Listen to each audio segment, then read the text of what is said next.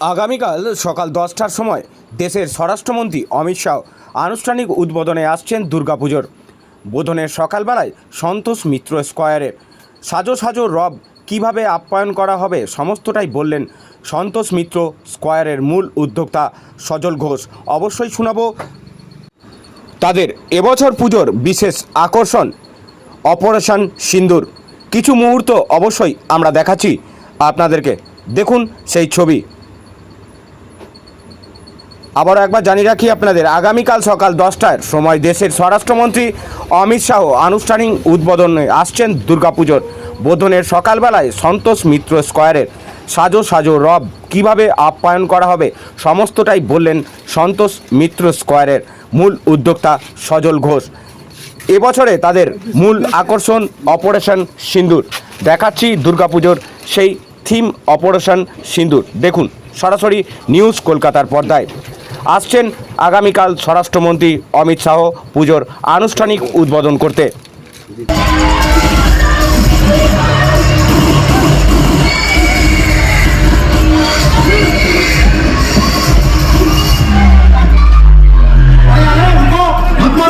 क्या कर रहे हो? हट जाओ इनसे। पर ये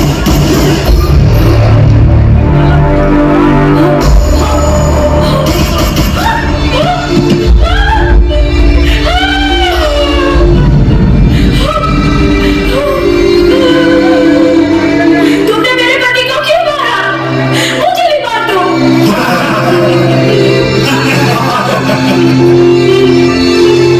सिंदूर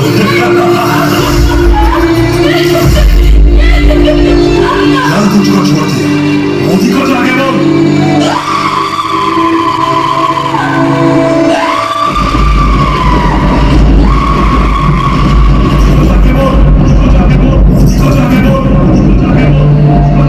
देश के दुश्मनों ने भारत की आत्मा पर हमला करने का दुस्साहस किया।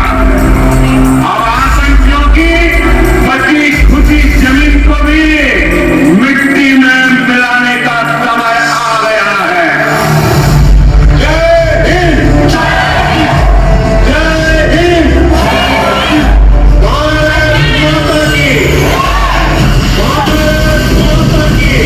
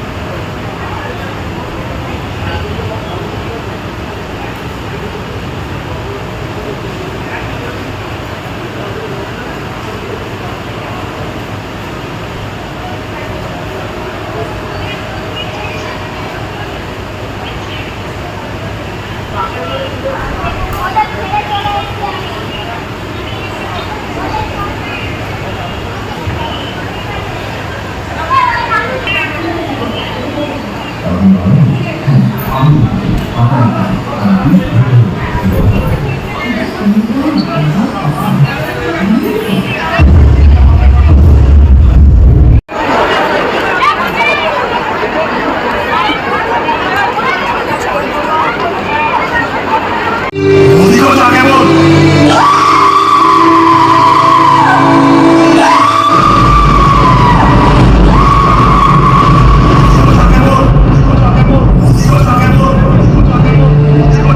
देश के दुश्मनों ने हार की आंधी बची खुशी जमीन को भी मिट्टी में मिलाने का समय आ गया है।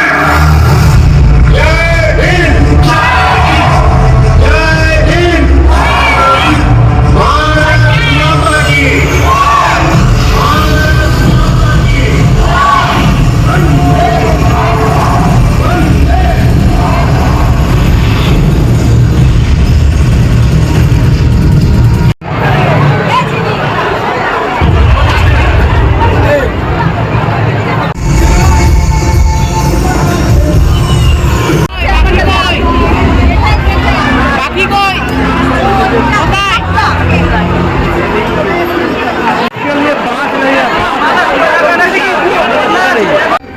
চতুর্দিকে ভাবুন ঝামেলা শেষ। মানে এত ভিড় মানে সত্যি প্রত্যেকবার হয়।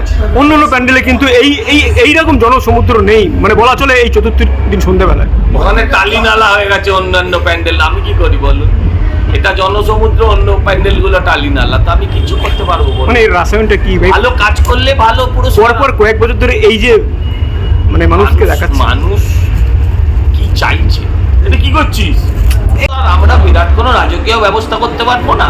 আমরা যেটা করছি সেটা আন্তরিকভাবে মন থেকে, হৃদয় থেকে তাকে সংবর্ধনা, একটা যতটা উষ্ণ করা যায় এই সংবর্ধনাকে ততটা করার চেষ্টা করি। কি কি ব্যবস্থা রেখেছেন স্বরাষ্ট্রমন্ত্রীর জন্য? মানে কি কি উপহার দেবেন? আর একটা তো থাকেই, ওকে দেবার মতন কি আছে আমাদের?